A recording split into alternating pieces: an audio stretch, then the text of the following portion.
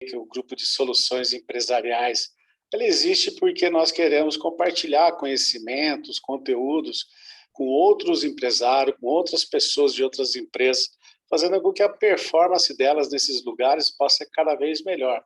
Oferecemos aqui uma série de profissionais, que cada um é especializado numa área da gestão empresarial, e a gente compõe um time que está à disposição das pessoas e das empresas para poder ajudar elas nesse sentido. Quer seja distribuindo aqui e oferecendo conteúdos gratuitos a cada 15 dias, ou quando alguém precisar nos chamar para a sua empresa para que a gente possa atendê-los. Hoje nós estamos aqui com algumas pessoas, já temos alguns inscritos para essa palestra do Marcos, né? Então eu vou pedir para que cada um aqui do grupo você faça uma apresentação breve, rapidinha, falar o nome e o que faz, como que ajuda o seu cliente aí. Vou começar com o Fábio. Fábio, fala um pouquinho aí de você. Bom dia, eu sou o Fábio, minha empresa é a FNX Soluções, trabalho com gestão de TI, então eu ajudo empresas com toda a parte de suporte, de cuidados com os dados, né, os servidores, backup, a parte de infraestrutura, a parte de rede, e então a minha empresa é de soluções em TI. Maravilha, obrigado, Fábio. Camila, poderia dar aí uma dica do que você faz? Bom dia a todos, eu sou Camila, eu sou advogada aqui do escritório Romero e Barbosa Advogados Associados. Nós somos um escritório especialista em direito previdenciário. O que é o direito previdenciário? Toda a parte que envolve INSS, aposentadoria, revisão de aposentadoria. Às vezes a pessoa está insatisfeita com o valor que está recebendo da aposentadoria muito baixo e quer rever esse valor. Nós fazemos também o planejamento previdenciário, quem quer planejar a aposentadoria, além de auxílio-doença e benefícios assistenciais. Obrigada, tenha uma boa reunião. Valeu, obrigado, Camila. Josué. Olá, bom dia, sou Josué da Infonat, empresa que desenvolve software ERP focado no segmento de indústria. Um dos nossos diferenciais é fazer aquilo que está dentro do chão de fábrica ser transformado em algo que seja totalmente automatizado dentro de uma gestão. E quando você fala de gestão, é tudo. Você envolve custo, envolve toda a parte de vendas. Então, a nossa especialidade é isso, fazer uma automação dentro da gestão que dê resultados muito rápido e positivo para o seu negócio. Tudo bem, a gestão é um dos pontos fundamentais para o desenvolvimento de uma empresa e os ERPs, os softwares, ajudam bastante na administração. Maravilha, agora Paulo Arruda, falei você um pouquinho. Bom dia a todos, sou Paulo Arruda, sou sócio da Arruda Consultoria Financeira, empresa aqui em Mogi Guaçu.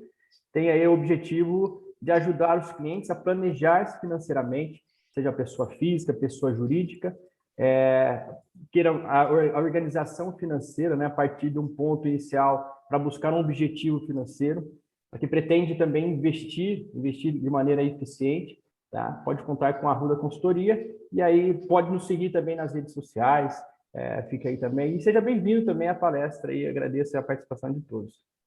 Valeu, Paulo. Fabiana, nossa simpatia. Fala aí, Fabiana. Olá, bom dia a todos. Obrigada pela presença. Sou Fabiana, sou contadora, proprietária do escritório Meireles e Firmino, assessoria e consultoria contábil. Estamos aqui em Mojimirim há 15 anos, ou melhor, 16 anos já. Agora em abril completamos mais um ano aí de prestação de serviços.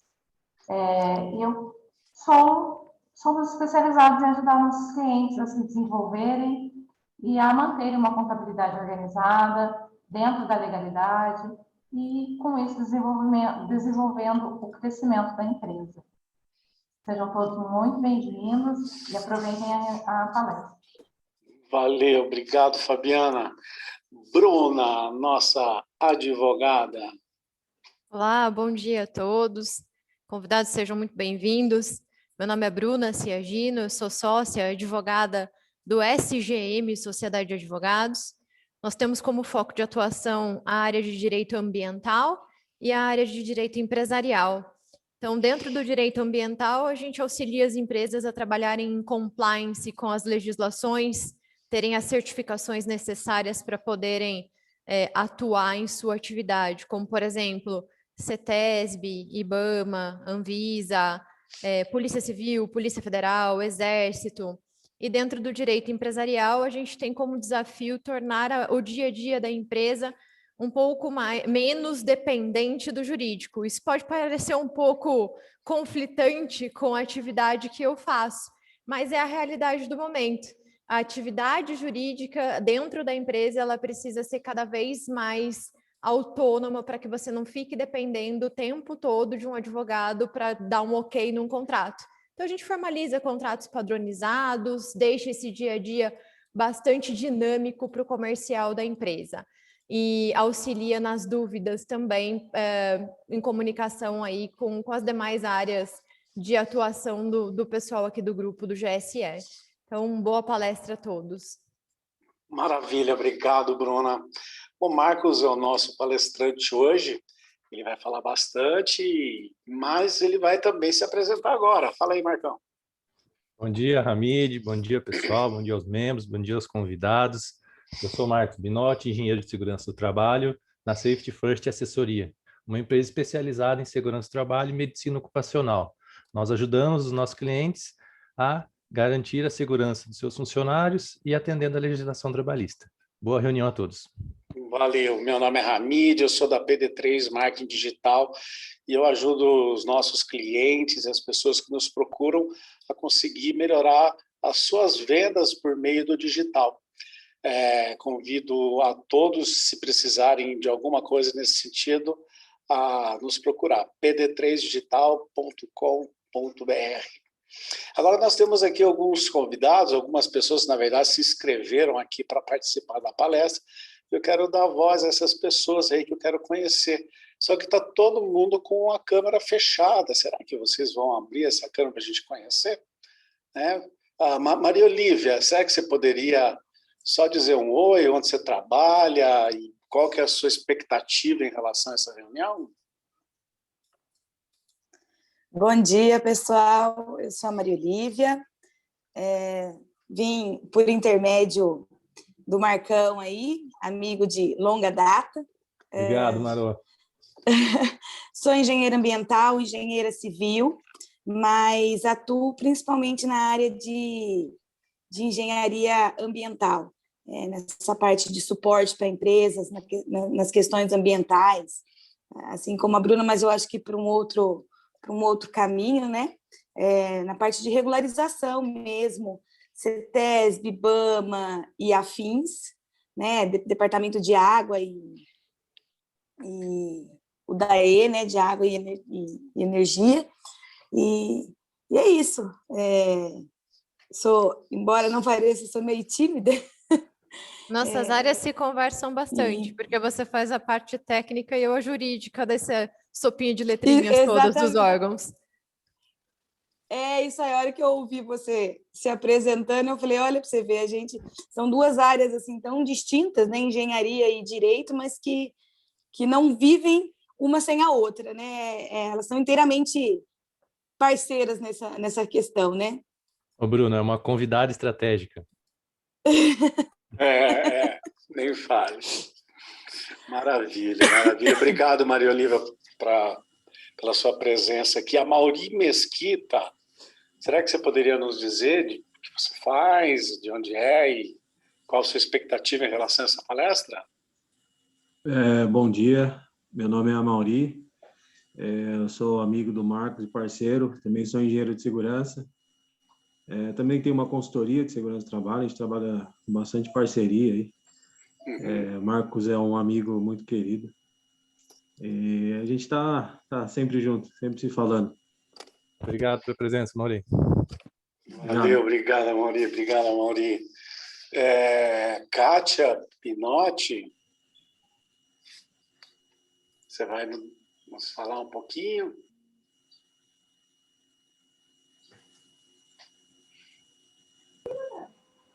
Bom dia a todos. Bom dia. Eu sou Kátia, advogada, já estive presente em algumas reuniões de vocês e hoje eu estou aqui para prestigiar a palestra e aprender um pouquinho mais sobre esses adicionais aí tão importantes para as empresas e para nós que atuamos, né, principalmente aí com o direito do trabalho, defendendo as empresas. Vai agregar um pouquinho de conhecimento para a gente. Maravilha, obrigado, Kátia, pela presença aí. Obrigada a você. Valeu. Tem uma pessoa aqui que eu não está identificado com o nome, está escrito Galaxy. Quem seria essa pessoa? Será que poderia se apresentar para a gente, por favor? Qual que é o seu nome, o que faz, qual que é a expectativa? Saiu. Maravilha. Bom, eu queria também pedir para a Tamara Houston, se ela poderia se apresentar para a gente. Acho que nem todo mundo conhece ela.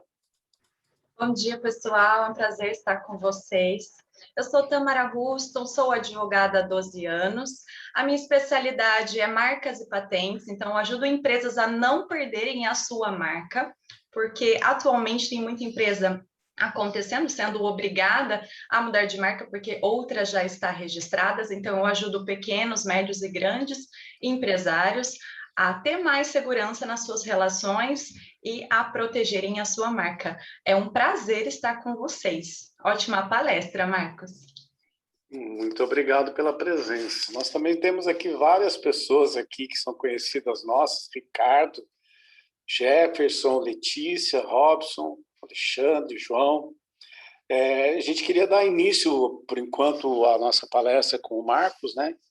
E em seguida nós vamos voltar aí para a gente conhecer mais um a um. Todo mundo vai poder se apresentar e falar, tá? Então, Marcos, agora é a sua vez, por favor, nos dê aí como é que se diz, nos deliciar aí com essas coisas aí, que estou curioso para saber como é que funciona esse negócio de periculosidade, legal, insalubridade, tá bom? Nos brinde com essa pílula de conhecimento. Com essa pílula de conhecimento, muito bom. Vocês conseguem ver minha tela, pessoal? Sim. Então, vamos lá. Bom dia novamente a todos. Eu sou Marcos Binotti, sou engenheiro de segurança do trabalho, né? Também sou engenheiro ambiental e higienista ocupacional. Nesta palestra, né, nós vamos falar um pouquinho sobre os adicionais de insalubridade e periculosidade, né? Então, dentro do escopo da palestra, nós vamos falar sobre o que são esses adicionais, quais as diferenças entre os dois tipos de adicionais de insalubridade e periculosidade. Muita gente confunde os dois. O que diz a legislação sobre o assunto, quais são os valores previstos para pagamento de cada adicional e se é possível diminuir ou eliminar o pagamento desses adicionais, tá? Então, uma breve introdução, falar sobre periculosidade. O que é a periculosidade, né? A maioria das pessoas aqui não é da área, então eu coloquei esse slide de uma forma bem simples para diferenciar as duas, para já de início vocês começarem a entender. Periculosidade são atividades que expõem a vida do trabalhador a algum tipo de perigo de forma imediata, ou seja, expondo o trabalhador a risco de vida. Um exemplo seria o frentista do posto de gasolina. Ele tem direito ao adicional de periculosidade por ele estar exposto a explosivo, né? Todo posto de gasolina tem um tanque submerso e aquilo ali é praticamente uma bomba, né? Se explodir, o risco de morte é grande. Já a insalubridade, não. A insalubridade são atividades que podem causar algum tipo de doença no trabalhador ao longo do tempo. O exemplo é um ruído elevado, por exemplo. Com o tempo, a pessoa pode adquirir uma perda auditiva, que é uma doença. Então, periculosidade é o risco imediato e insalubridade é uma doença ao longo do tempo. Aqui falando um pouquinho mais tecnicamente sobre a periculosidade. Então, o que diz a CLT, Consolidação das Leis Trabalhistas, em seu artigo 193, que são consideradas atividades ou operações perigosas na forma da regulamentação aprovada pelo Ministério do Trabalho e Emprego, que agora, né, Ministério da Economia, aquelas que, por sua natureza ou métodos de trabalho, impliquem em risco acentuado em virtude de exposição permanente do trabalhador. Então, eu grifei algumas palavrinhas ali, pessoal, em forma de regulamentação e exposição permanente. Isso é muito importante, eu vou explicar por quê. E quais são os riscos, né, que são considerados como insalubres? Inflamáveis, explosivos, energia elétrica e o pessoal que lida com atividades profissionais de segurança pessoal ou patrimonial. Esses têm direito a receber adicionais de periculosidade. Mas nem todos. A CLT ela é muito ampla. E se ficasse da forma como está, daria margem a várias interpretações. Por isso, a necessidade de uma regulamentação, como eu disse. E quem que vai regulamentar essa lei? As normas regulamentadoras, as NRs. Então, eu vou dar um exemplo para vocês. A regulamentação da periculosidade para trabalhadores que mexem com energia elétrica, né? Ela está prevista na norma regulamentadora número 16, no seu anexo 4. E nesse anexo da NR16, ela descreve todas as atividades que são consideradas como perigosas relacionadas à energia elétrica. Então, todas as atividades com energia elétrica que não estiverem descritas no anexo 4 da NR16 não fazem jus ao adicional de periculosidade.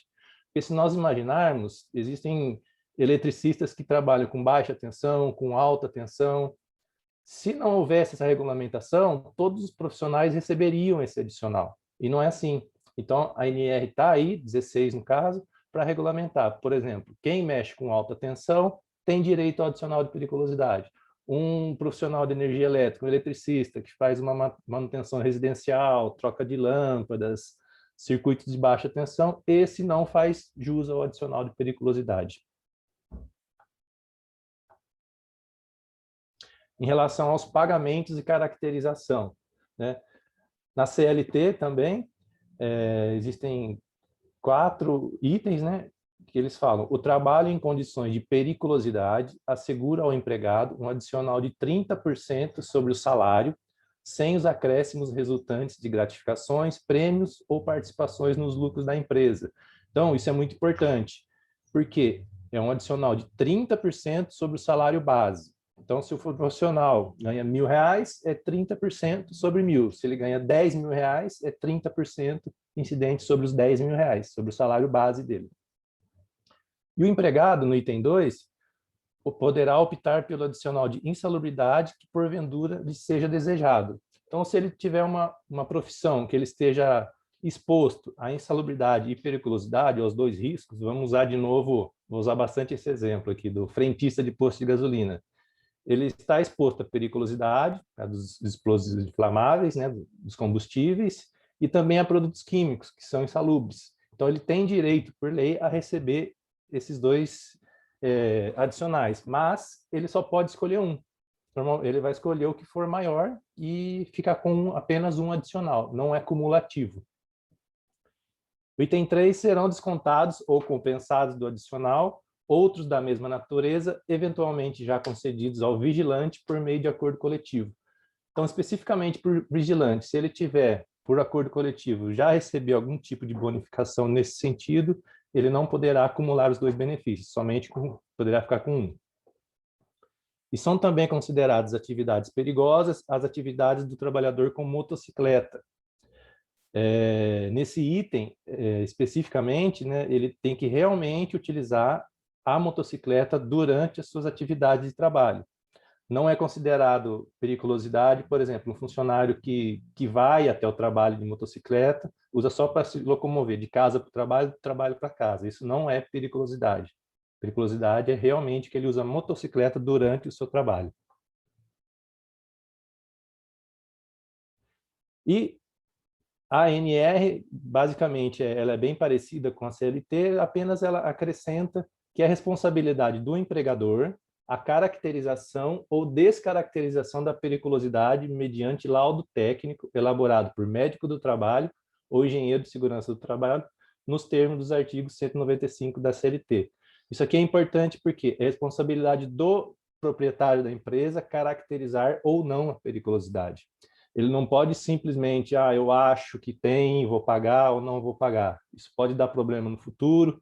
Nós temos vários advogados aqui hoje que podem até explicar melhor isso, mas precisamos ter um laudo técnico que pode ser elaborado somente por médico do trabalho ou engenheiro de segurança do trabalho. Agora, falando um pouquinho sobre insalubridade, tá? Na CLT, o seu artigo 189, ela explica detalhadamente o que é insalubridade, né? São atividades ou operações insalubres, aquelas que, por sua natureza, condições e métodos do trabalho, exponham os empregados a agentes nocivos à sua saúde, acima dos limites de tolerância fixados em razão da sua natureza, intensidade do agente e do tempo de exposição aos seus efeitos. Então, notem que eu grifei aqui, né, agentes nocivos que causam algum tipo de dano à saúde do colaborador e acima dos limites de tolerância, que eu vou explicar melhor daqui a pouco.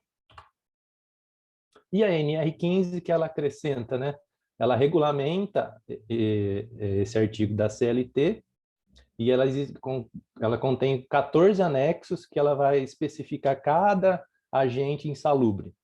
Então, tudo que a gente considera insalubridade, obrigatoriamente tem que estar na NR15. Se não estiver na NR15, não pode ser considerado como insalubre. Mas quais são esses agentes insalubres que você está falando, né? Eu trouxe alguns exemplos aqui.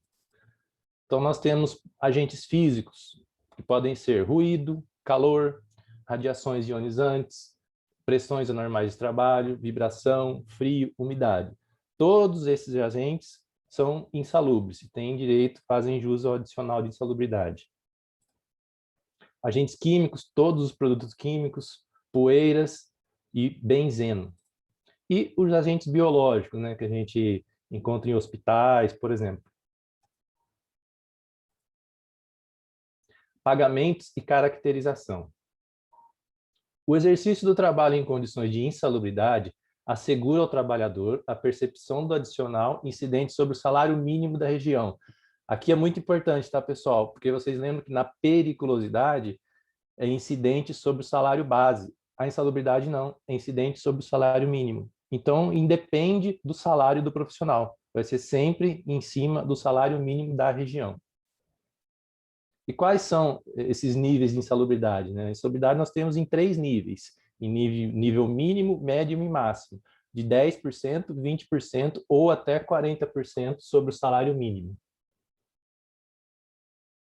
E, aqui, né, a eliminação ou a neutralização da insalubridade determinará a cessação do pagamento do adicional respectivo. Então, por exemplo, vamos imaginar que uma empresa possui uma máquina que faz um ruído muito elevado, que é insalubre.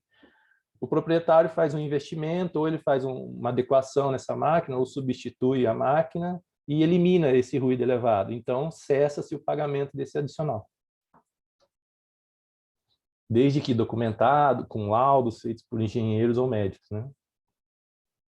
Aqui falar um pouquinho sobre a eliminação da insalubridade. Nesse tema, tanto a CLT quanto a NR15 são bem concordantes, tá? Aqui no caso, o artigo 191 da CLT, a eliminação ou a neutralização da insalubridade ocorrerá, 1. Com a adoção de medidas que conservem o ambiente de trabalho dentro dos limites de tolerância. Então, foi o que eu comentei com vocês, o exemplo da máquina, né? Desde que a gente consiga melhorar o ambiente, né, reduzir esses níveis de risco, cessa-se o pagamento do adicional, ou com a utilização de equipamento de proteção individual, os famosos EPIs, né? Por exemplo, nesse caso do ruído, um protetor auditivo. Então, a utilização de equipamento de proteção individual ao trabalhador que diminuam a intensidade do agente agressivo aos limites de tolerância. Bom, então, problema resolvido. Vou agora comprar EPI para os meus funcionários e descaracterizar a insalubridade? Não é bem assim, pessoal. Temos que nos atentar a alguns pontos aqui. Primeiro, eu vou falar um pouquinho sobre o limite de tolerância para vocês entenderem melhor. Eu vou pegar o exemplo ainda do ruído, né? Para ruído, o limite máximo de exposição é 85 dBA. Esse dBA é a unidade de medida do ruído. Então, o funcionário pode ficar exposto durante a sua jornada de trabalho de 8 horas a 85 dBA sem proteção. Se o trabalhador está exposto a um ruído de 98, por exemplo, será que essa atividade é insalubre? Sim, ele está acima do limite de 85, ele está exposto a um ruído de 98. Então, ele tem direito a receber insalubridade em grau médio de 20% sobre o salário mínimo. Continuando no mesmo exemplo do ruído, né? Agora, se o trabalhador está exposto ao mesmo nível de ruído de 98 dBA, ele recebe um protetor auditivo com atenuação de 10 dBA. Será que ele está protegido? Aí a gente precisa fazer uma continha básica. Então, a exposição do funcionário, que é 98 dB, menos 10 dB do protetor auditivo, dá um total de 88 dB. Será que essa atividade é insalubre ou não? É insalubre em grau médio de 20%, mesmo recebendo um protetor auditivo. Por quê? Porque o limite de exposição é 85. Então, mesmo o empregador fornecendo um protetor auditivo, ainda não garantiu a segurança desse funcionário. Ele ainda pode vir a desenvolver uma perda auditiva no futuro. Qual seria o correto, né? Fornecer um protetor auditivo com uma proteção melhor, investir um pouquinho mais no EPI. Vamos fazer agora um exemplo com um protetor auditivo de 20 dB. Será que essa atividade é insalubre? Então, a continha de novo, a exposição do funcionário, 98 dB, menos 20 dB do protetor auditivo, um total de 78 dB. Atividade salubre, né? Está abaixo de 85 dB. Então, por isso que a gente tem que ficar muito atento, não é apenas comprar um EPI, nós temos que analisar a atividade, analisar o EPI, se ele está adequado ao risco ou não. Nós temos aqui uma súmula, é a súmula 289 do Tribunal Superior do Trabalho, que ela diz: o simples fornecimento do aparelho de proteção pelo empregador não exime do pagamento do adicional de insalubridade. Cabe-lhe tomar medidas que conduzam à diminuição ou à eliminação da nocividade, dentre as quais as relativas ao uso efetivo do equipamento pelo empregado. Então, foi o exemplo que eu citei para vocês. Não adianta a gente apenas fornecer. Nós temos que garantir que esse EPI é eficaz ou não. Mas como que a gente faz isso, né? Como que a gente garante que esse EPI é eficaz? A NR6 nos ajuda a fazer isso, né? A NR6 ela trata especificamente de EPI, sobre os equipamentos de proteção individuais. E ela cita todas as obrigações do empregador quanto ao uso do EPI, que são, item 6.6.1 da NR6, cabe ao empregador quanto ao EPI. Adquirir o adequado ao risco de cada atividade, né? Se nós temos um funcionário exposto a ruído, por exemplo, que é o que a gente está comentando, então qual o EPI para ruído? Um protetor auditivo. E aí existem vários tipos no mercado. Protetores de plug, de inserção, de concha, vai depender do tipo, da intensidade, da frequência de ruído que esse funcionário está exposto. O empregador deve exigir o seu uso, né? O empregador tem meios para isso, para exigir, porque a responsabilidade do funcionário utilizar EPI ou não é do empregador. E o empregador pode, se ele decidir, aplicar advertências ou, em casos extremos, até a justa causa. Fornecer ao trabalhador somente o aprovado pelo órgão nacional competente em matéria de segurança e saúde no trabalho. Então, todo o EPI, para ser considerado um equipamento de proteção individual, ele tem um número, que é o que a gente chama de CA, é um certificado de aprovação. Isso significa que o EPI foi testado e foi aprovado por um órgão federal. O empregador também precisa orientar e treinar o trabalhador sobre o uso adequado, guarda e conservação. Isso é muito importante, tá, pessoal? Nós temos que treinar nossos funcionários quanto ao EPI. Não adianta a gente entregar se ele não sabe usar, né? Ele pode receber o melhor protetor auditivo que for, mas se ele não souber colocar, higienizar, não vai servir de nada, não vai ser eficaz. Substituir imediatamente, quando danificado ou extraviado. Responsabilizar-se pela higienização e manutenção periódica. Comunicar ao Ministério agora da Economia qualquer irregularidade observada. E o item muito importante também, registrar o seu fornecimento ao trabalhador, podendo ser adotados livros, fichas ou sistemas eletrônicos. Porque de nada adianta a gente fazer todo esse estudo, comprar o EPI adequado, se nós não registrarmos a entrega. No caso de uma perícia, de um processo, o juiz precisa de evidência, de comprovação da entrega de EPI. Então, nós temos que ter uma ficha de EPI por funcionário, né, dizendo a data, o número de CA, o tipo do EPI, assinado por ele. E hoje existem sistemas eletrônicos, né, o funcionário passa a digital, já registra esse recebimento. Então, pode ser tanto via de papel, via física, ou meios eletrônicos também.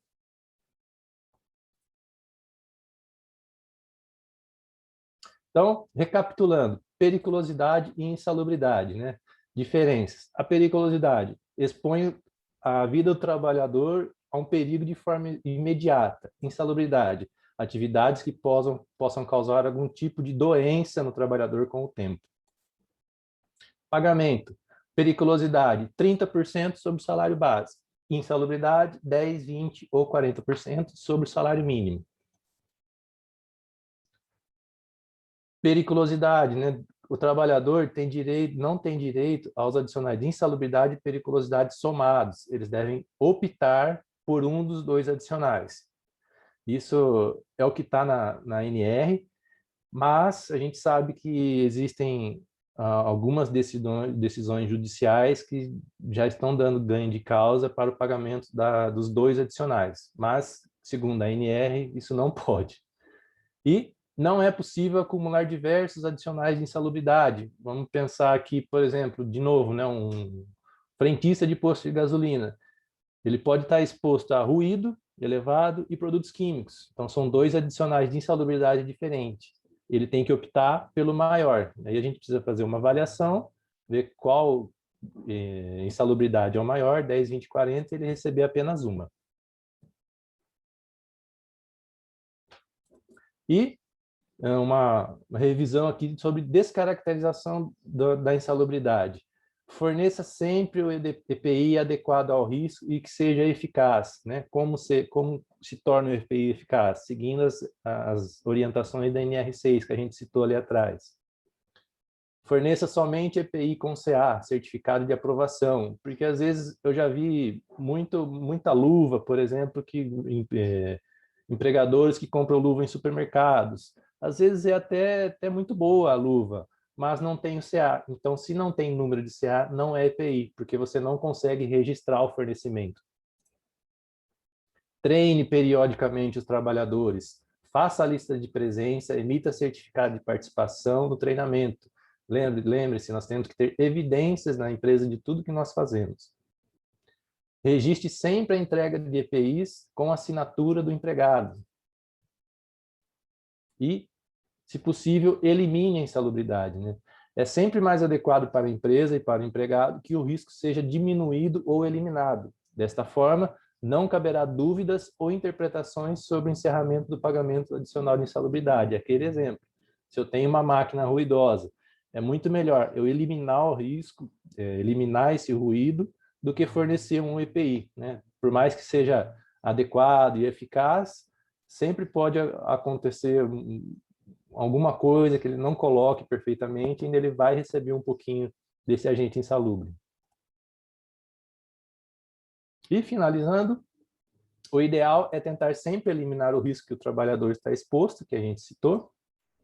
Apenas a compensação financeira através do adicional não garante a segurança do trabalhador. Lembre-se, a gente está pagando por algum mal que a gente está fazendo ao trabalhador, no caso, o empregador, né? E o desafio é lutar para que cada vez menos pessoas recebam esse adicional.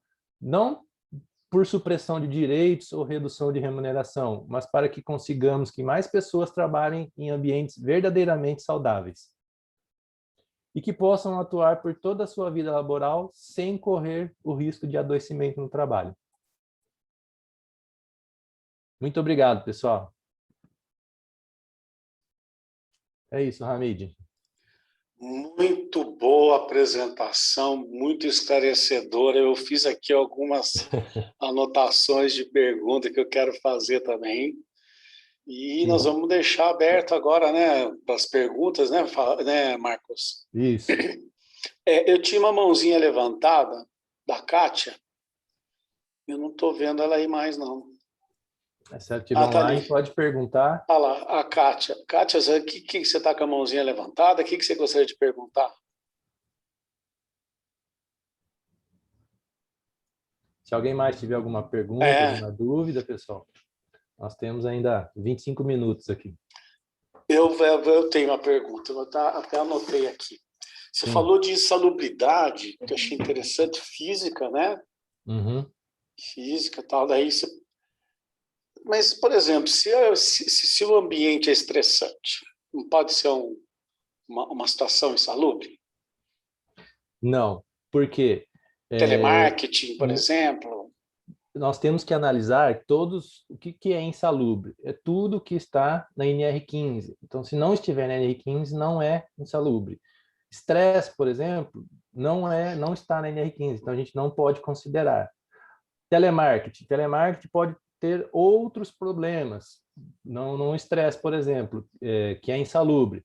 Em telemarketing a gente tem muito problema ergonômico e muito problema auditivo, né? Então, a gente tem que fazer uma avaliação. No caso do ergonômico, não é insalubre, mas o auditivo, a gente tem que fazer uma avaliação, fazer as medições do headset que ela usa, e, nesse caso, pode vir a gerar insalubridade, sim. Legal. Então, por isso que existem as normas regulamentadoras, né? Ela vai dizer o que é o que não é insalubre. Beleza, perfeito. Outra coisa também se você falou médico e engenheiro, né? Sim. Como é que é feito qualquer médico, qualquer engenheiro de segurança, tem que ter algum registro? Sim, o engenheiro de segurança do trabalho, né? Tem que ser engenheiro de segurança do trabalho, e para ser engenheiro de segurança do trabalho, ele precisa ter alguma engenharia ou arquitetura. Então, todo engenheiro de segurança do trabalho, ou ele é engenheiro, no meu caso, por exemplo, eu sou engenheiro ambiental também, e a segurança do trabalho é uma pós-graduação. Então, minha graduação é em engenharia ambiental, com pós-graduação em engenharia de segurança do trabalho. O arquiteto também pode, o arquiteto pode fazer engenharia de segurança. E nós temos que ser regulamentados pelo CREA, né? Minha empresa é filiada ao CREA e eu também sou. E o médico do trabalho. Então, todo médico do trabalho também é clínico geral. Entendi. Então, e depois ele tem que fazer uma especialização em medicina do trabalho também. Isso, exatamente. Daí ele tá Isso, para a gente ter o conhecimento, né? Para a gente fazer um bom documento para os clientes. Tá. A última pergunta, se vê o cara da pergunta, eu vou fazer todas as minhas, depois eu libero. É assim, por exemplo, tem muita questão que às vezes você dá o EPI, eu trabalhei em indústria, eu lembro que tinha muito esse problema, você dava o EPI para a pessoa, e a pessoa não usava o EPI. Então era terrível isso. Então eu queria só que você comentasse alguma coisa que faz. Isso é a eterna briga dos técnicos de segurança, né? Fazer o funcionário usar. O que a gente tem feito bastante, tem dado resultado? Fazer o contrário, não é exigir o uso, mas fazer o funcionário entender por que ele precisa desse EPI. Eu gosto sempre do ruído, que é um exemplo bem tranquilo das pessoas entenderem. Se ele não utilizar o protetor auditivo, ele vai ter perda auditiva com o tempo. E a perda auditiva é irreversível. Você não existe tratamento. Então, ou ele vai ter que usar aqueles aparelhos depois para, né, ajudar na audição, ou ele vai, infelizmente, perdendo com o tempo. Então, vai causar uma doença. E o empregador, ele tem condições de exigir o uso, como eu falei, né? Em primeiro momento, uma advertência verbal, depois uma advertência por escrito, né? E, se eu não me engano, acho que até 3 advertências por escrito, ele pode ser dispensado por justa causa. Né? Eu não cheguei ainda a ver uma situação dessas, mas advertências são muito comuns aí, serem aplicadas nos funcionários que se rejeitam a utilizar os EPIs, né? Entendi. Muito obrigado, viu? Tirou todas as dúvidas aí. Legal. Então, agora eu queria saber se tem mais alguém que... Kátia, você continua? Não, tem 3 mãos levantadas, Hamid. Tem 3, deixa eu ver aqui. O primeiro que levantou a mão foi o Ricardo Rogero. Vamos lá, Ricardo. Na verdade, eu acho que o Marcos já acabou respondendo por tabela, mas só para conferir mesmo, com relação à ergonomia. A ergonomia pode trazer alguma complicação na segurança do trabalho? Bastante, viu? Principalmente agora que a gente está tendo muita gente em home office. Eu já cheguei a ver, me mandaram foto de pessoas trabalhando em notebook com aquelas mesinhas de aço de bar, né? E cadeiras, sem nenhum tipo de regulagem. Isso, com o tempo, pessoal, pode gerar tendinites, hérnia de disco. Então, podem causar muita complicação. Existe uma NR específica para ergonomia, NR17, que trata desse assunto. Porque o posto de trabalho tem que se adaptar ao biotipo da pessoa. Né? Vocês imaginam, eu tenho 1,90 m, minha esposa acho que tem 1,60 m, 1,50 m. A gente utiliza aqui o mesmo posto de trabalho. Como que a gente vai adaptar para cada altura, né? Então, aqui no meu escritório, tudo é regulável. A cadeira tem várias regulagens, notebook, a gente regula a altura. Para quê? Para que a gente consiga trabalhar durante todo o dia numa postura correta. Então, não force cervical, não force lombar, não force os punhos e não causem nenhuma doença. E existe um laudo específico para isso também, que é a AET, é a Análise Ergonômica do Trabalho, onde a gente verifica todas essas questões de equipamento, de mobiliário, mas também a gente verifica temperatura, luminosidade é muito importante, e até a umidade relativa do ar. Maravilha, muito bom. Respondido aí, Rogério? Perfeito, show de bola. Legal. Valeu. Agora nós temos João Vitor. Bom dia, pessoal, tudo bem? Agora estabilizou aqui pelo notebook e eu consegui entender e participar de toda a palestra do Binotti. Primeiro, eu queria saber eu queria fazer um comentário sobre uma pergunta. Essa obrigatoriedade, por exemplo, hoje em dia a gente tem muitas pessoas em home office. Isso é a obrigatoriedade do empregador ou o funcionário tem que se adequar por si? E a outra, eu queria salientar um ponto que você falou, que a gente tem que diminuir os custos com isso, não simplesmente pela supressão do dinheiro que a gente vai gastar, mas porque queremos trabalhar em um ambiente saudável. Afinal de contas, todo mundo quer trabalhar, ter o ganha-pão e voltar para casa, né?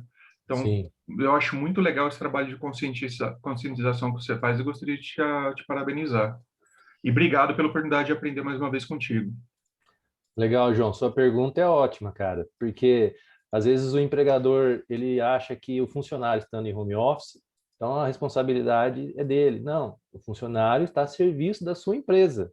Então você é o responsável, seja ele trabalhando no escritório, na empresa ou na sua casa. Então todas essas medidas relacionadas à NR17 que eu citei para o Rogério cabem também no posto de trabalho residencial. Então, em casa, ele tem que seguir todas as normas, né? A cadeira tem que ter regulagens, os monitores, regulagem de altura. Então, tudo isso tem que ser observado. O empregador não se exime de nenhuma responsabilidade do funcionário que está trabalhando em casa. E, por exemplo, eu como empregador, eu forneci todos esses equipamentos para a pessoa e a pessoa opta em não usar. Existe aquele documento comprobatório, né? Que eu entreguei tudo e tudo mais. Isso, chegando numa instância jurídica, é validado? Ou a pessoa vai dar uma brigaiada boa, né? Porque as empresas algumas fornecem uma verba para que o funcionário adquira esses equipamentos, adquira uma boa cadeira, adquira um monitor. Algumas empresas pagam até um valor, né, valor para custear a internet para os trabalhadores. E isso é tudo documentado, só que ele não pode, ele não vai estar lá para fiscalizar, ele não vai ter como entrar na sua casa para fiscalizar. Então, ele fornece, orienta, treina, né, e o funcionário tem que usar. Agora, vamos ver como vai ficar no futuro, né? Acho que é muito cedo ainda para a gente, não sei se tem ações já no momento, mas vai ser uma briga boa aí nos tribunais, essa questão. Obrigado, Marcão. Jefferson. Vamos lá. Binotti, parabéns pela apresentação, foi ótima e esclarecedora, né? Eu sou engenheiro agrimensor, mas eu tenho um pezinho também, eu sou pós-graduado em Engenharia de Segurança do Trabalho. Mas só que eu não atuo, né, nessa área, mas assim, eu uso no dia a dia aqui na empresa. É mais um comentário mesmo, por exemplo, eu atuo muito com a área de florestas, né? Então, eu tinha muitas equipes trabalhando em floresta de eucaliptos e pinos, e quando a gente vai trabalhar em um ambiente desse tipo, a gente fornece EPIs, né? Como perneira, luva, capacete, né? Por conta de galho e tal. Só que eu recebi uma ação trabalhista nesse início de ano, em que agora, assim, apesar de você fornecer todos os EPIs, dar treinamento de uso e tal, os funcionários estão requerendo danos morais por trabalhar num ambiente hostil, né? Alegando que aquele ambiente tem cobras, tem animais peçonhentos ali, escorpião, enfim, abelha, e a justiça está concedendo o direito de danos morais por trabalhar nesse ambiente, por ser um ambiente hostil. Então, não só você tentar minimizar ou mitigar todos os riscos, a gente ainda está à mercê da justiça nesse sentido, sabe? Então, Entendi. é bem complicado. Entendi. Isso Mesmo você fazendo tudo que as normas pedem, ainda assim tem problemas. É difícil, né, pessoal? Eu acompanho algumas perícias, né? Nós temos vários advogados aqui no grupo que podem me ajudar também. E eu já vi cada pedido que, assim, vocês não, se eu contar, ninguém acredita. Mas, infelizmente, a gente por isso que a gente tem que tentar minimizar ao máximo qualquer brecha, né? Mesmo a gente estando certinho, ainda pode acontecer um problema desse. Sim, sim. É interessante, assim, que quando você tem um ambiente de trabalho, é uma fábrica, né, indústria, chão de fábrica mesmo, você consegue mitigar as condições inseguras, né? Então, tem uma condição insegura, você cria uma proteção de máquina, você vai resolvendo os problemas. Agora, na área de floresta, não tem como você tirar a cobra de lá para o pessoal trabalhar. Né? A Kátia quer falar? Quer acrescentar alguma coisa, Kátia? Olá, gostaria. Eu acho que essa questão é de extrema importância. Só gostaria de fazer 2 comentários em cima do que acho que o João perguntou, né? Hoje em dia, porque aí é um tema mais trabalhista, foge um pouquinho só da parte de engenharia. As empresas podem sim fiscalizar e elas têm o dever de fiscalizar como se o empregado ele está usando adequadamente a estação de trabalho, se o ambiente está de acordo justamente com o que ele proporcionou. E mesmo no home office, se tiver um contrato assinado entre a empresa e o empregador, onde conste lá os dias que o empregador pode fazer a visita na residência do empregado, obviamente que dentro de horário comercial, não tem problema. Isso é saudável e o Ministério Público, e tanto a Justiça, né, na hora de julgar, os juízes eles vão entender que a empresa ela fez tudo o que ela podia para amenizar aquele risco. Então, é bem importante se o empregador conseguir estabelecer essa conexão com o empregado, de fazer uma visita de tempos em tempos, tudo isso pode ser acordado num contratinho individual de trabalho.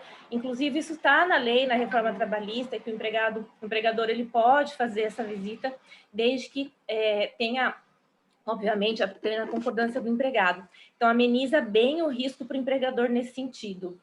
E a questão do Jefferson, aí eu não sei, acho que parte um pouquinho mais para a área técnica, mas vale a pena, de repente, entender o seguinte, olha, mas isso está na NR, que eu não sei qual é o anexo, que fala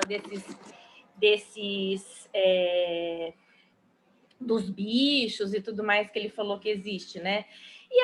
E aquela condição que a gente sabe, né? Tem os colegas aí advogados, Jefferson, pedir, o empregado pede, mas eu queria entender assim, você já teve condenação, até para nível de conhecimento mesmo, aqui para compartilhar com o grupo, já teve sentença nesses seus processos? Você chegou a ter uma condenação ou por enquanto ainda está numa fase de conhecimento e não foi julgado pelo juiz para a gente entender como que está sendo levado, como que o judiciário está entendendo esse tema?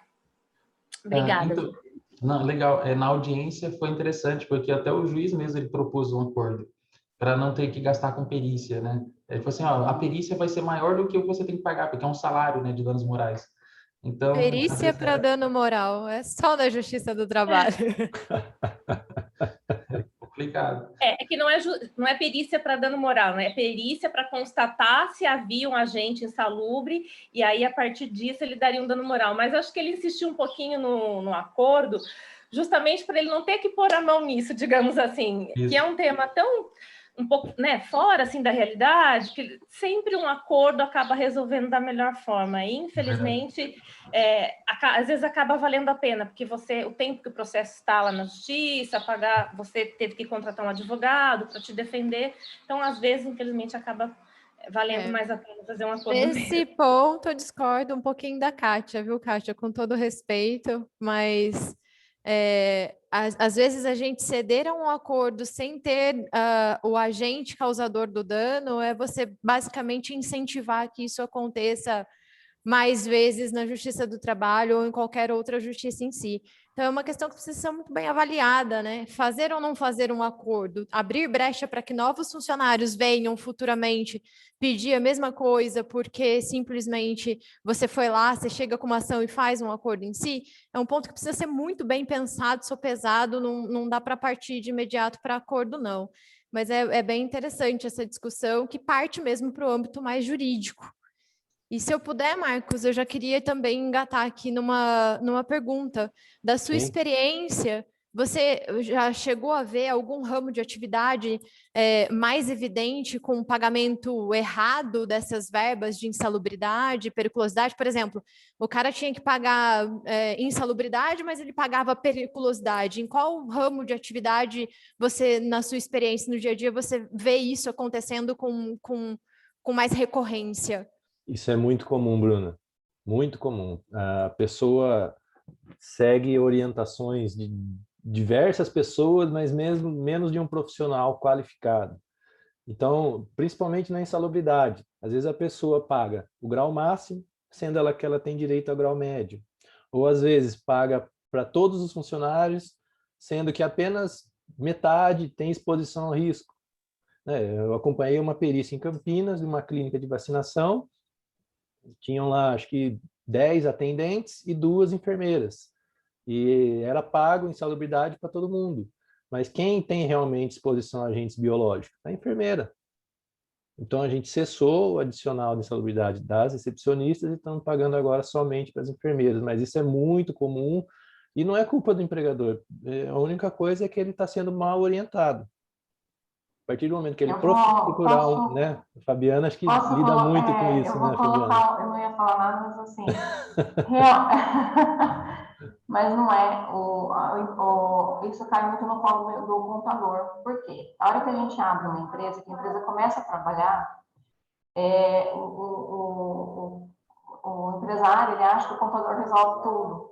E a hora que a gente fala para ele, olha, você precisa tratar o engenheiro do trabalho, você precisa ir no médico do trabalho, precisa ter o PCMSO, precisa ter LTCAT, precisa ter, enfim, né, a sopa de letrinhas, porque a gente informa isso para a Previdência Social. Então, assim, é claro, a gente sabe que tem isso que está na CLT, a gente estuda, a gente trabalha com isso. Porém, para quantificar, vamos colocar assim, né, Marcos? Tem que ser uma pessoa especialista. E muitas vezes ela paga por não querer pagar. E aí, esse caso da clínica é um exemplo clássico. E não é só isso que acontece, não. É muitas áreas.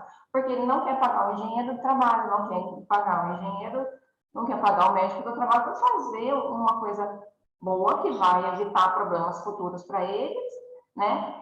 E isso dá problema, gente, até no cargo. Porque a pessoa fala assim, ele vai ser serviços gerais, mas assim, a atividade que ele faz, não existe serviços gerais, atividade de serviços gerais. Auxiliar de produção, mas auxiliar de produção do quê? Você entendeu? A coisa é muito mais embaixo. E realmente acaba passando. Então, assim, por uma falha, às vezes o empregador não querer gastar com o engenheiro de trabalho, se é pela segurança do trabalho, ele acaba pagando mais imposto e imposto indevidamente por isso. E o que acontece também, Fabiana, o empregador às vezes não quer gastar com o EPI. Fornecer um protetor aditivo que custa R$5, um ali a cada 15 dias, né? E depois recebe uma ação trabalhista aí, no mínimo de 3 dígitos. Então, não compensa. Investir em segurança do trabalho, medicina ocupacional, sempre sai mais barato. A gente sabe, né, Marcos, que assim... a gente ainda vive nessa cultura da remediação e não da prevenção, né? Da reação. Muitas empresas, elas trabalham com o débito. Então, elas preferem contabilizar um débito, depois provisionar, sabendo que, de repente, um dia vai poder pagar parcelado ou menos do que aquilo, do que simplesmente prevenir, né? Exatamente. O Robson, você tem uma pergunta? Sim. Bom dia a todos. Marcão, primeiramente, parabéns, cara. Pô, excelente palestra, aprendi muito. Tinha muita coisa que eu não tinha nem ideia do que era.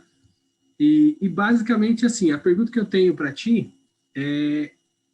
A gente vê, eu sei que o nosso grupo aqui é um suporte para empresário, né? Suporte empresarial, e a gente não escapa do planejamento, né? Eu vejo aqui que tudo que a gente fala, toda a sua assessoria, todo o seu trabalho, ele culmina num planejamento. Porque muitas das vezes, seguindo exatamente o que a Bruna acabou de colocar, as empresas muitas vezes preferem fazer ali um caixa, prevenir financeiramente, porque depois lá na frente, se for menor, tudo bem, pelo menos já tem o recurso guardado, do que de fato fazer as adequações ou fazer o devido planejamento, né? Que muitas das vezes ele vai afetar diversas áreas, porque um controle hoje interno, para você implantar um sistema de controle de entrega de EPI, não é algo tão simples, né? Dependendo do porte da empresa, apesar que hoje a gente tem muita tecnologia que simplifica isso, mas assim, você precisa ter procedimento, você precisa ter várias coisas que muitas das vezes o empresário, quando começou lá com a Fabiana colocou para ele não se enquadrou. Então, assim, eu só queria pegar o seu feedback no sentido de, é exatamente essa linha? Eu tô enxergando algo que não é devido, né? Eu digo isso pelo meu próprio escritório. A gente está para fazer lá o laudo ergonômico, que a gente já conversou algumas vezes, e internamente a gente fala, vai precisar agora? Não está precisando agora. Quando vai entrar o E-Social? Né? E aí fica aquela coisa, vai entrar, não vai entrar? Então espera um pouquinho. Né? Espera quando entrar e a gente faz. Então, aí é o quesito do planejamento. Né? Eu falo, nós, né, mais uma vez colocando o que a Bruna colocou, nós somos muito reacionários, né? Espera acontecer o problema para tomar uma ação. Então, dificilmente a gente trabalha no preventivo, que, na realidade, é a sua área. Então, só queria mesmo colocar para ti e confirmar se era isso mesmo. Isso é legal você falar, porque, infelizmente, é cultural no nosso país, né? Mas isso está mudando, tá, pessoal? Para quem não sabe, o E-Social está para entrar. E o que acontece? O empresário, por que ele não faz? Porque ele não é cobrado. Nós temos aqui fiscalizado, auditor... né, Marcos? Exatamente. Não tem muita fiscalização. Exatamente. Não tem gente suficiente. Um auditor fiscal em Campinas para atender todo mundo. Então, praticamente, é bem muito difícil ele ir até a sua empresa, se não tiver uma denúncia, algum problema. Mas, com a entrada do E-Social, que está previsto agora para setembro, o envio de toda a documentação relacionada à segurança e medicina do trabalho, que é minha área, vai ser online. E a multa é por CPF do funcionário. Então, quem não fazia, não era cobrado, vai passar a ser. Só que é aquilo, vai no que o Robson falou, planejamento. Certas documentações não são feitas em uma semana, nem 2. Então, quando começar a chegar perto, vai estourar um boom aí de empresas precisando da documentação e não vai ter profissional suficiente para atender todo esse pessoal. Então, já adiantando para vocês, quem não tem, programe-se, consulte, pode deixar, a gente vai disponibilizar os cartões virtuais, mas consulte a gente, os prazos, que é muito melhor você se garantir do que deixar para a última hora. Fabiana está aí que pode me ajudar, né, Fabiana? Hamid, a gente tem um minutinho. Eu estou vendo aqui, nós temos mais um minuto só, né? A gente quer entregar a reunião e depois a gente pode continuar mais algum tempo para aqueles que desejarem continuar, para a gente ficar no nosso bate-papo. Mas, de qualquer forma, agradeço muito ao Marcos. Marcos foi excelente, esclarecedor, elucidativo, sabe? Foi muito bacana mesmo. Nunca imaginei que seria um assunto tão importante. A gente, às vezes, acha que é uma coisa burocrática, meio assunto meio chato, tal, mas para quem é empresário, eu acho que vale muito a pena isso daí. E depois nós vamos disponibilizar essa palestra no YouTube, aí nós vamos poder poder deixar as pessoas assistirem essa parte sua aí, tá bom? Legal, amigo. Pessoal, eu queria agradecer a todos.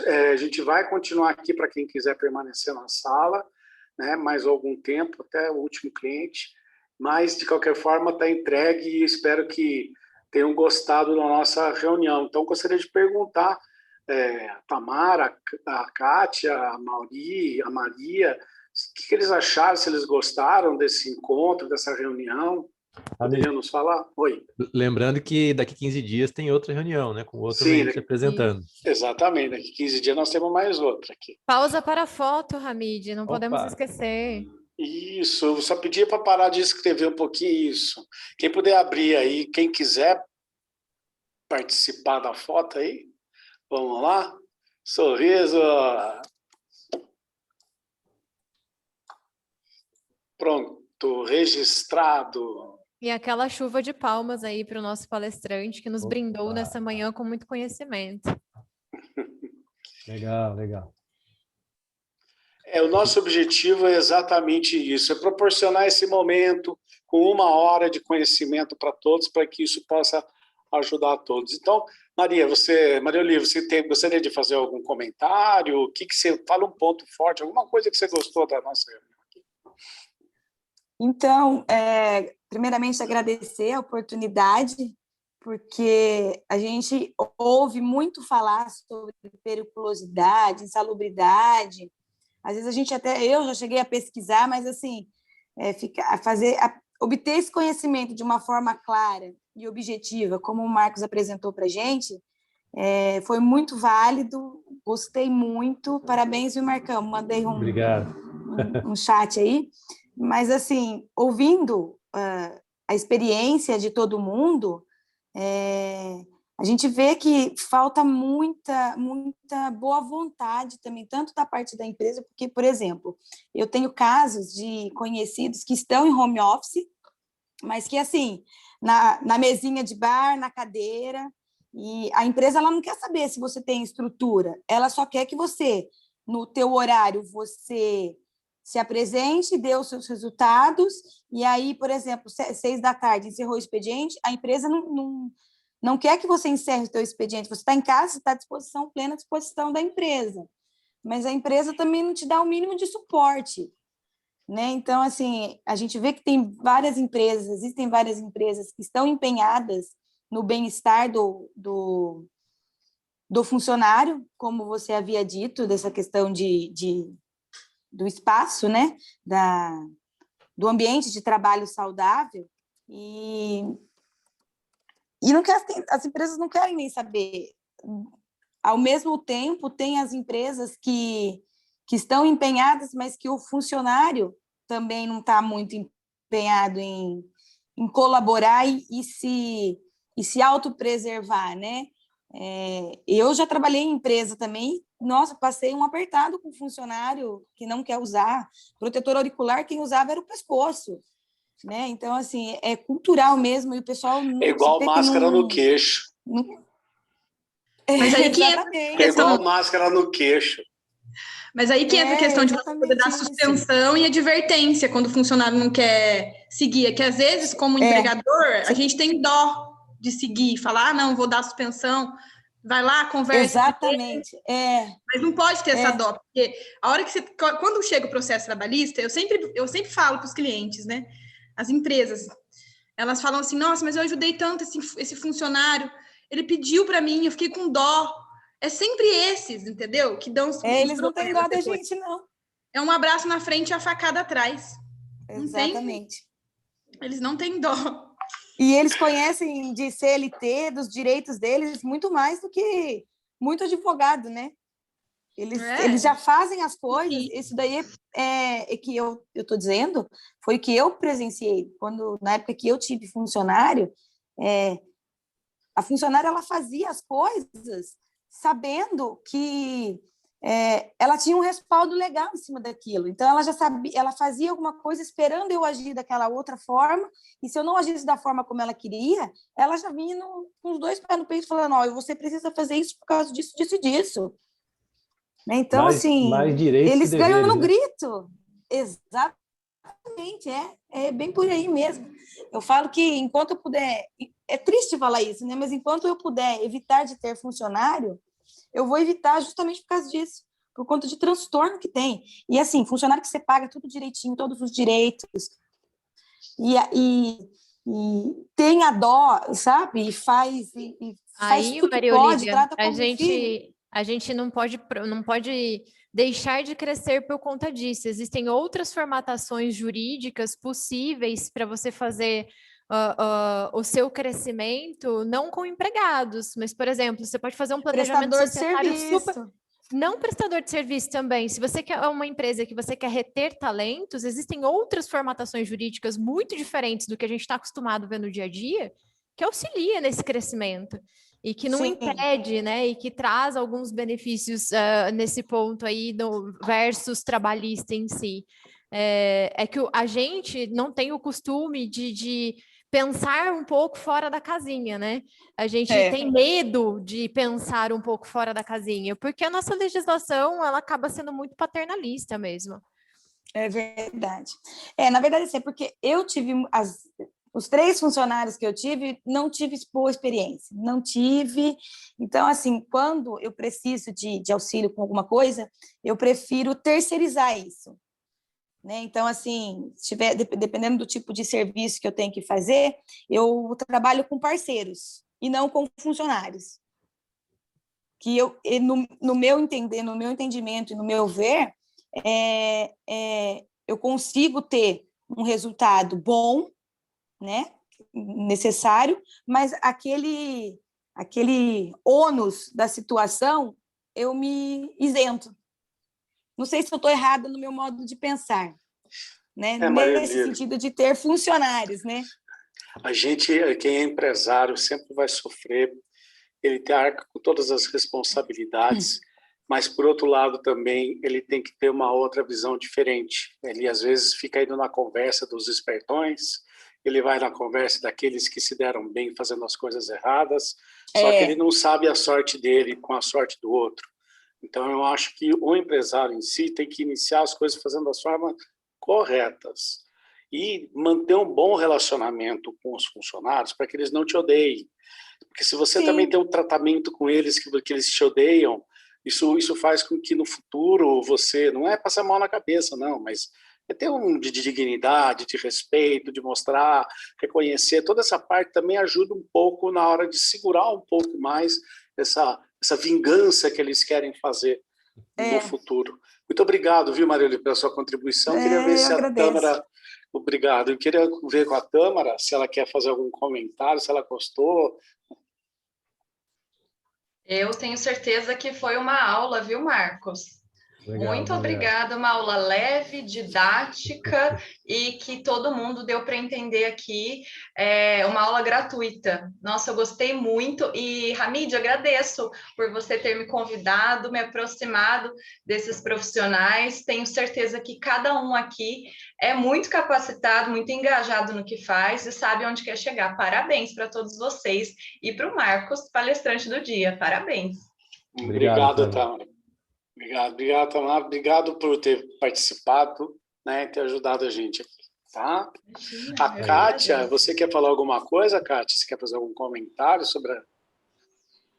Oi, Hamid. Sim, gostaria de parabenizar a palestra, foi excelente, realmente muito boa, muito esclarecedora, principalmente para os empresários, né? Essas questões que geralmente as pessoas não sabem, e até eu, na minha área, falei, nossa, poxa, para instruir os clientes, é muito importante você, garantindo o uso do EPI pelo funcionário, eu posso até eliminar o agente causador de uma insalubridade, ou até pagar um adicional menor. Então, acho que é um tema realmente de extrema importância. Parabéns e que venham mais treinamentos dessa forma para esclarecer aí todo mundo. Obrigada e um bom dia aí a todos. Obrigado, Kátia. É isso, gente. Muito obrigado mais uma vez a todos. Teve algumas pessoas que fazem parte do nosso grupo que não tiveram a chance de se apresentar, Uma é a Letícia. Letícia, gostaria de se apresentar? Olá, eu conheço quase todo mundo aqui, só não conhecia a Maria mesmo. Mas como é um novo negócio agora, então eu vou me apresentar assim. Bom, meu nome é Letícia, né? Hoje eu sou empresária na área da advocacia empresarial, na área de empreendimento imobiliário, e eu fundei uma empresa de empreendedorismo feminino, que eu ajudo, então, as pessoas que querem empreender, começar um negócio, mas elas não sabem nem como, nem por onde, nem como chegar no resultado. Então, eu faço essa mentoria, essa consultoria para mulheres que querem empreender e também para quem não sabe o que quer, eu também ajudo a fazer esse descobrimento, esse desenvolvimento. A minha empresa chama Ouse Empreender e quem quiser me seguir pode procurar eu no Instagram, que é @LeticiaFreitas_CO, e lá tem bastante conteúdo gratuito que eu estou postando hoje a título de conhecimento. Joia, obrigado, Letícia. Robson também chegou um pouquinho depois, né, Robson? Bom dia, pessoal. Peço desculpas aí, minha máquina decidiu atualizar o Windows, então ela demorou um pouquinho mais para ligar. Então, me deixou na mão aí. Mas, primeiramente, mais uma vez, parabenizar o Marcos, né, Marcão, pela apresentação.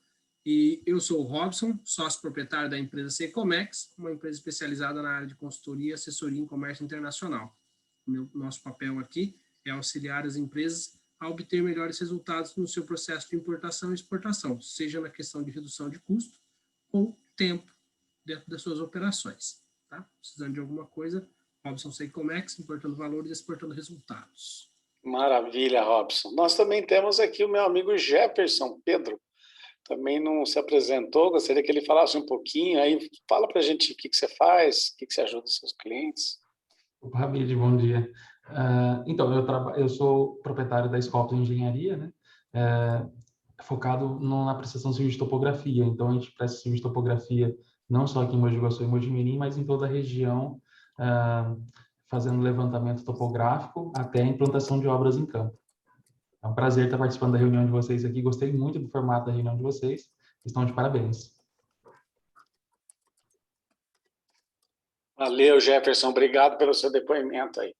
Então é isso, pessoal. Se alguém não tiver mais algum comentário, alguma coisa para acrescentar, vou dar por encerrada a nossa reunião de hoje. E voltamos daqui 15 dias. Em breve vamos divulgar novamente quem será o palestrante aí.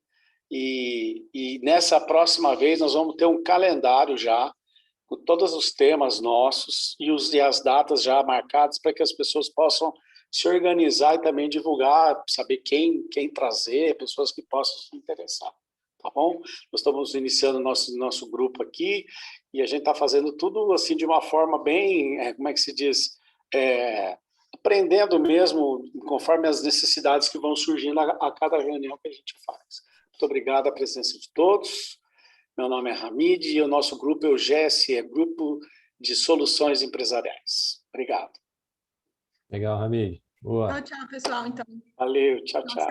Tchau, tchau, pessoal. Obrigada, prazer em conhecê-los. Boa semana a todos. Valeu, obrigado. Tchau, tchau. Marcos, parabéns mais uma vez.